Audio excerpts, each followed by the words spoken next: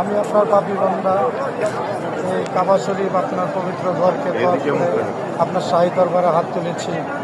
আমাদের গণতন্ত্রের মা, আপসম নেত্রী, দেশনেত্রী বেগম খালেদা জিয়া আজকে মুমূর্ষু অবস্থায় চিকিৎসাধীন নেভার কেয়ার হাসপাতালে ভর্তি আছে। হে মাহবুব, আপনি মেহরবানি করে দয়া করে আমাদের বাংলাদেশের প্রাণ খালেদা জিয়াকে পরিপূর্ণ সুস্থতা দান করুন।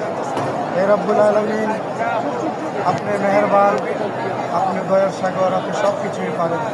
যে মানুষটি আজীবন গণতন্ত্রের জন্য যুদ্ধ করে গেছেন, যে মানুষটি আজীবন গণতন্ত্রের জন্য সংগ্রাম করে গেছেন, সেই মানুষটি নিজের সুখ ত্যাগ করে বাংলাদেশের জনগণের সুখের কথা চিন্তা করেছেন।